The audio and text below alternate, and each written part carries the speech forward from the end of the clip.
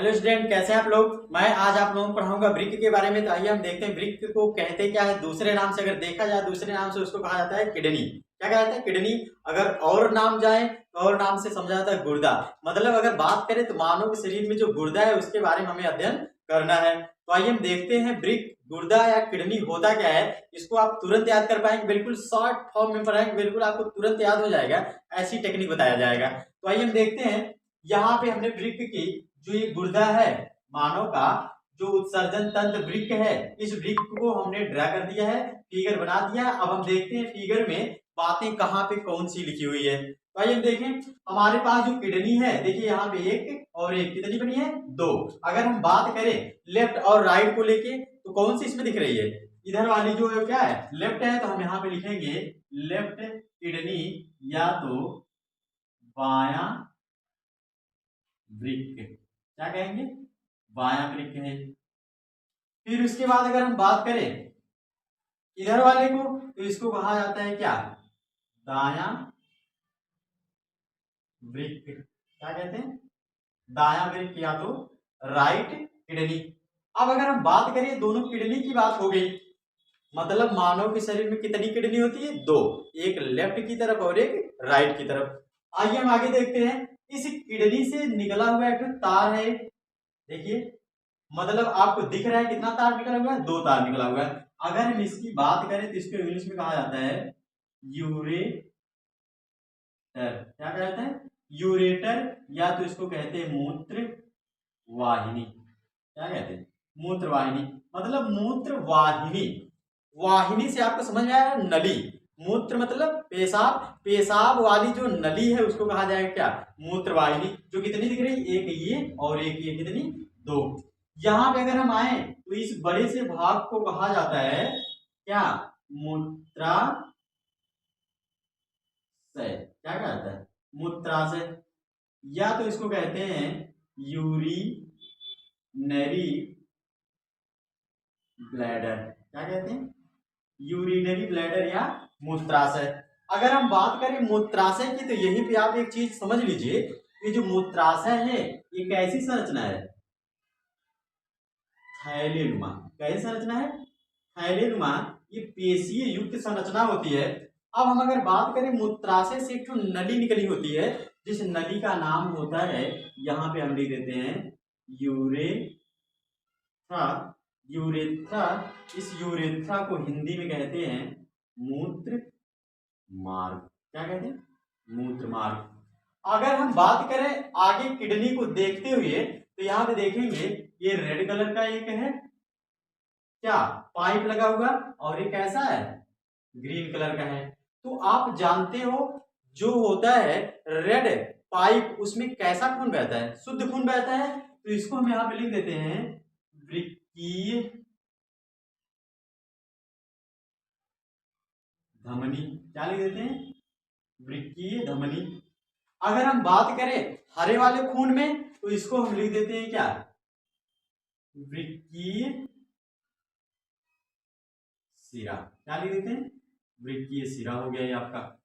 अगर हम बात करें आगे किडनी के अंदर की बात करें तो अंदर की बातें अगर इसको देखा जाए तो इसे कहते हैं हम क्या? मेडुला। और इसको देखा जाए तो इसे कहते हैं क्या? कॉर्टेक्स। जो कि आप रहने दीजिए, अभी उसके अंतर्गत आपको बातें समझ में आ जाएंगी। तो आइए हम देखें जरा किडनी को। ये बहुत बड़ी परिभाषा इस किडनी की लिखी जाती है हाई स्कूल, 12th में, 10th में, जो भी है 9th में। किडनी को लोग लिखा देते बहुत बड़ी परिभाषा में। तो आइए हमारे पास, हम आपको बिल्कुल शॉर्ट फॉर्म में याद करने का तरीका बता देते हैं। तो सबसे पहली बात है कि आप जो हैं वो है क्या? मानव है कि दानव है? हम मानव हैं। अगर हमें देखा जाए तो हमें कितनी किडनी दिख रही है? दो। दो मतलब एक जोड़ी। कितनी जोड़ी? एक जोड़ी। तो हम लिखेंगे एक ये एक ये।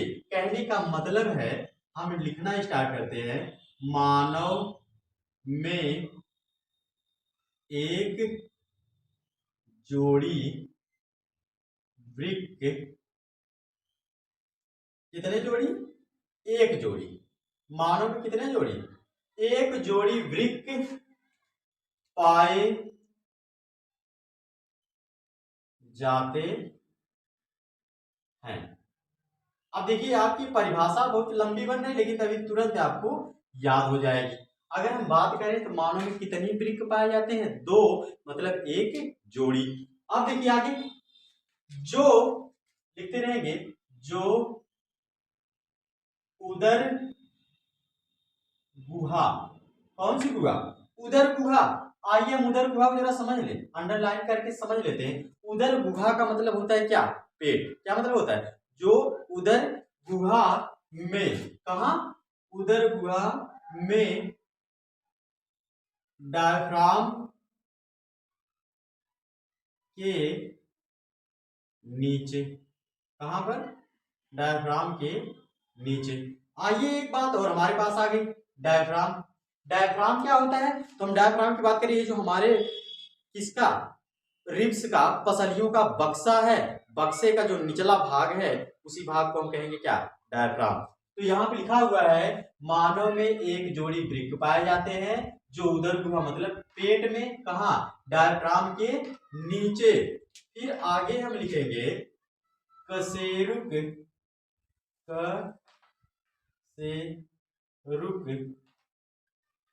दंड के पास स्थित होते हैं।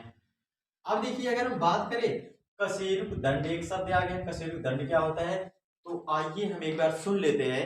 मानव में एक जोड़ी वृक्क मतलब 2 वृक्क पाया जाता है, जो उदर गुहा मतलब पेट में, कहा? इस डायफ्राम के, ये जो चेस्ट वाला भाग उसके नीचे। फिर उसके बाद कशेरुक दंड मतलब रीढ़ की हड्डी के पास में पीछे की ओर स्थित होता है। अब देखिए, अगर हम आगे बात करें तो यहां लिखेंगे आगे, वृक्क की लंबाई 10 से 12 सेंटीमीटर। कहने का मतलब है, अगर देखा जाए तो इसकी लंबाई कैसी है? 10 से 12 सेंटीमीटर, चौड़ाई 6 सेंटीमीटर तथा मोटाई 2 से 3 सेंटीमीटर होती है। अब देखिए जरा, अगर हम बात करें, वृक्क है, वृक्क की इस तरह से लंबाई में अगर देखा जाए तो कितना कितना सेंटीमीटर? 10 से 12 सेंटीमीटर। और अगर इस तरह से चौड़ाई में देखा जाए तो चौड़ाई में कितना? 6 सेंटीमीटर। अगर ये मोटाई वाला मतलब कहने की दीवार को अगर देखा जाए तो मोटाई में कितना? 2 से 3 सेंटीमीटर। समझे? अब देखिए, अगर आगे देखा जाए, इतनी बात हो गई। अब हम बात करते हैं मानव वृक्क का भार लगभग 120 से 170 ग्राम होता है। अगर हम बात करें, आदमी जो होता है, आदमी में जो किडनी है, किडनी का वजन कितना होता है? 120 से 170 ग्राम होता है। फिर उसके बाद बात करें, मानव वृक्क का भार लगभग 120 से 170 ग्राम होता है, जो जो भूरे रंग का दिखाई देता है। किस रंग का? भूरे रंग का दिखाई देता है। तो भूरे रंग को हम अंडरलाइन कर लेते हैं, भूरे रंग का दिखाई देता है। अगर हम बात करें आगे, वृक्क का आकार सेब के बीज या बीन के आकार का होता है। अब देखिए, लिखा आगे पॉइंट में लिख दिया गया है, वृक्क का आकार जो कैसा होता है, सेब का बीज हो या तो सफेरा वाली बीन हो।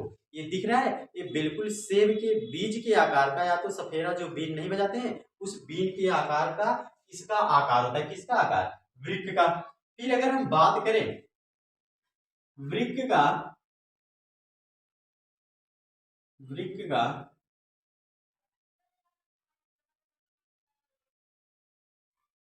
बाहरी भाग लिखोगे, वृक्क का बाहरी भाग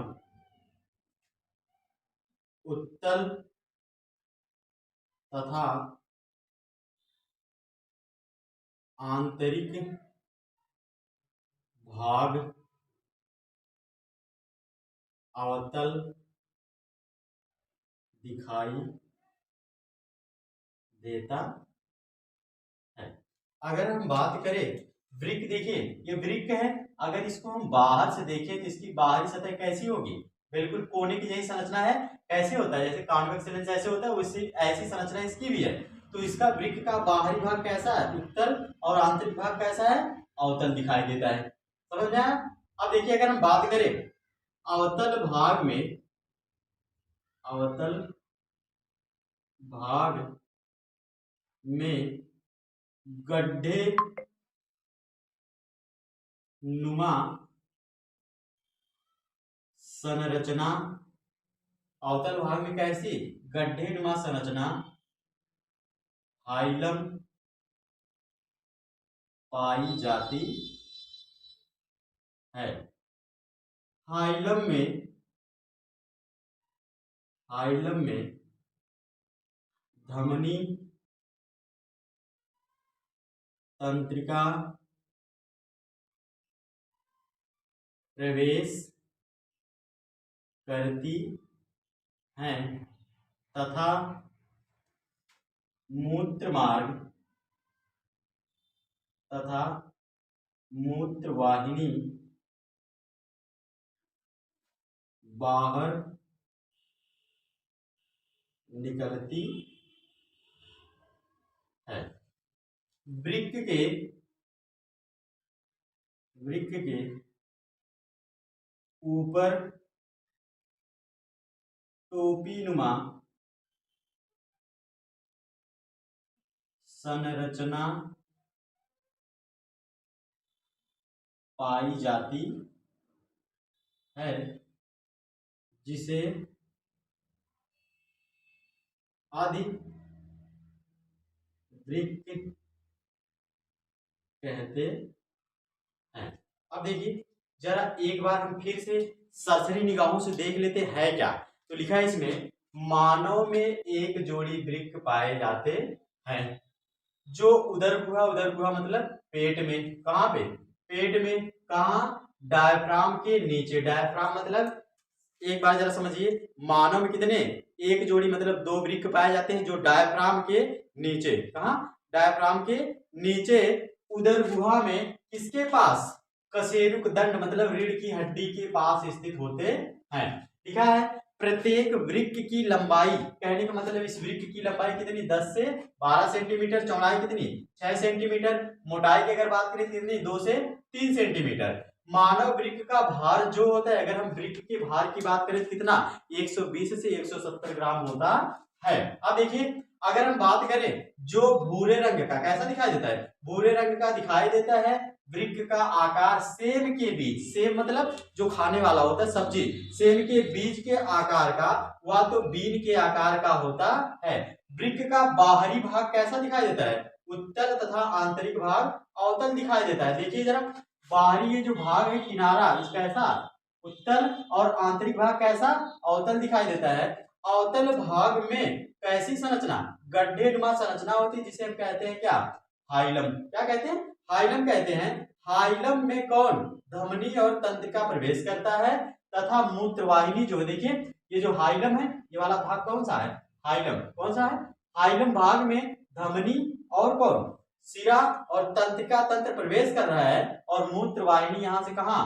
बाहर की ओर निकल रही है। देखिए मूत्रवाहिनी बाहर निकलती है। वृक्क के ऊपर कैसी संरचना?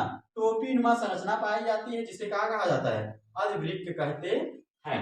अगर हम बात करें वृक्क की आगे की बात को लेके, तो वृक्क के आगे जो है इसमें वो बिल्कुल आपको समझ में आया नेफ्रॉन की संरचना में, समझ रहे कि नहीं। यहां तक हमें बिल्कुल उम्मीद है कि आपको वृक्क जो है बिल्कुल बेसिक से लेके सबसे एंड तक का जो लेवल है उस लेवल में आपको समझ में आ गया होगा।